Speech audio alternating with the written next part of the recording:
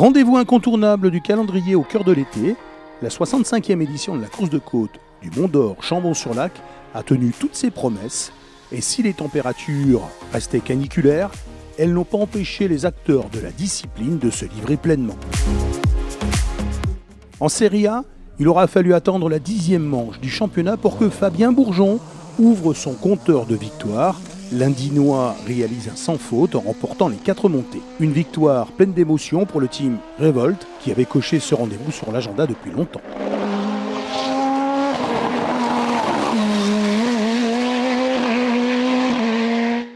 On a déroulé un super week-end, on est parti un petit peu loin, on s'est top samedi, mais on était toute l'équipe là avec un seul et même but, c'était gagner le Mont d'Or, c'était cocher cette croix. Et on ne s'est pas trompé dans notre direction de réglage, je me suis senti de mieux en mieux dans la voiture. Et voilà, le dimanche, je crois qu'on peut dire que c'était vraiment un dimanche parfait. Mais j'avais hâte que ça se termine parce que le Mont d'Or c'est un monstre, quoi. C'est une course tellement rythmée, tellement difficile pour le mental dans nos voitures qu'il n'aurait pas fallu une 4e manche aujourd'hui, quoi. C'était, voilà, c'est un gros ouf de soulagement. On en arrache une en 2025 et je pense qu'on la mérite. Ça c'est sûr. On a été résilients et on n'a jamais rien lâché alors que ça a été vraiment des moments difficiles. Donc elle est là. On a gagné le Mont d'Or et je suis super heureux. Au terme d'un week-end passionnant à suivre et au final, un podium riche en émotions avec Marc Pernaut, second de cette épreuve auvergnate, et qui remporte également son 2e titre de champion de France de la montagne, sous réserve de la publication officielle des résultats par la FFSA.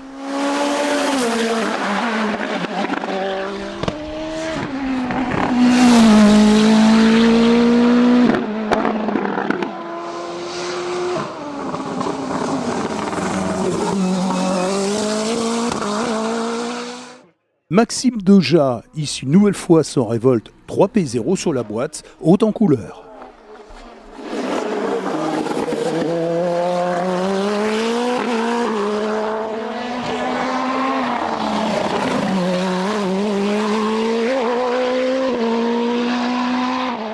À l'issue d'un week-end compliqué durant lequel elle a connu quelques soucis, Millenia Machado repart finalement ravie avec un nouveau trophée de première féminine. Elle positionne son Revolt 2P0 au 8e rang du général et remporte la classe E2SC2. Il faisait son retour en championnat dans le massif du Sancy. Marvin Garampon-Brunet remporte le trophée Lionel Régal du meilleur jeune. Régal, jeune espoir de la montagne, voiture de sport Serie A. En E2SC3, au pied du podium, le vainqueur d'Onasbruck en championnat d'Europe 8 jours plus tôt, Sébastien Petit, au volant de sa Nova Proto NP01. Il devance d'une seconde au cumul des 2 montées Sébastien Jacquemin, 5e scratch. 6e de classe, Cédric Lansard retrouvait la compétition avec sa nouvelle Ocella Cosworth remontée de toutes pièces. Il termine 9e au scratch. Et dans cette catégorie, 7e, toujours enthousiaste, Canio Marchione découvrait le Mont d'Or. Homme fort de la classe E2 SC2A, le Mayennais Freddy Cado signe son 5e succès de la saison. Premier trophée pour François-Xavier Thiévan et la Nova Proto NP03 à moteur Ducati en E2 SC1A. En CN2, Tom Diebold signe une probante victoire dans le groupe CN-CM dans l'ultime chrono du meeting, ainsi que le gain de la classe CN2 avec en prime un top 10 au général.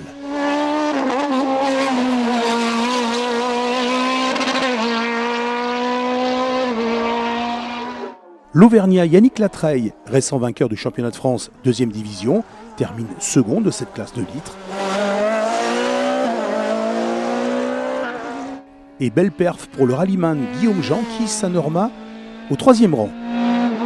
Et dans cette classe très disputée, il devance pour seulement 90 millième Johan Bardin, 4e, qui n'a rien lâché en améliorant ses chronos à chacune des ascensions.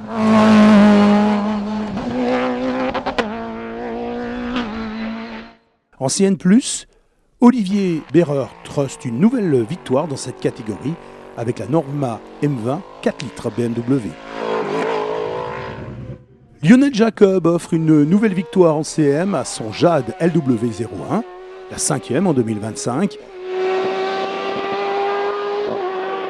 Julien Hadouard termine 2e en signant un superbe dernier chrono le dimanche. Il place son tracking 159 millième devant celui de Laurent Brossard.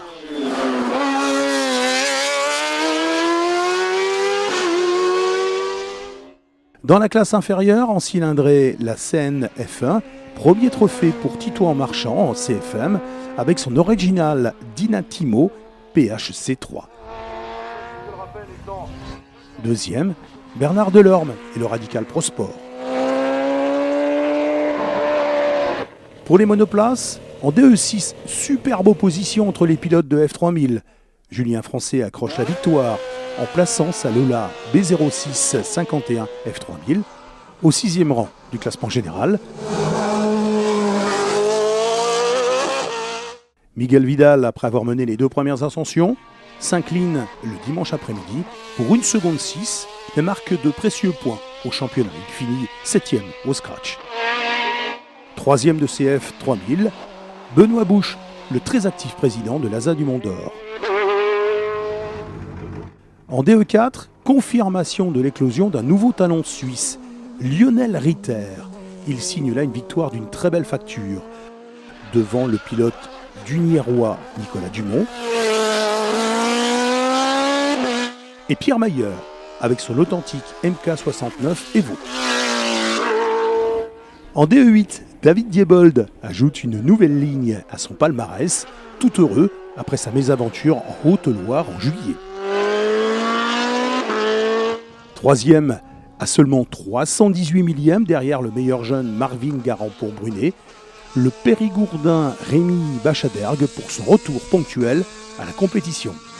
En DE5S, à la suite de Dunière, Didier Brun accède à nouveau à la première marche du podium, sous réserve de vérification technique ultérieure, devant Benoît Tavio et sa Dallara F305 Evo 307, et Arthur Baudin et la F308. Julien Bouche confirme à domicile que l'équipe Chronomontagne peut compter sur un nouveau talent. C'est lui, en effet, qui remporte la classe DE7. Il précède les animateurs habituels du championnat, Romain Peuzeau, second, Flavien Rognon, 3e,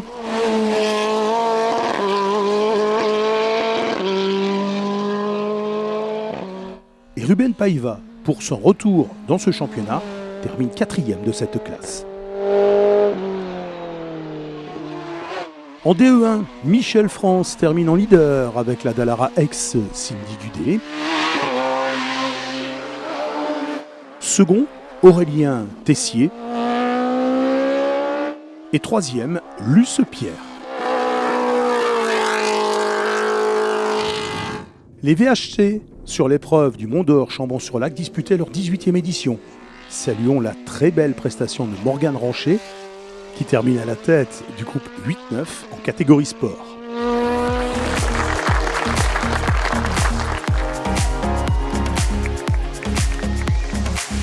Prochain rendez-vous, Turckheim, 3 épis, du 29 au 31 août, pour la plus ancienne manche du championnat de France de la montagne, qui promet comme chaque année un spectacle automobile exceptionnel au cœur des vignobles alsaciens.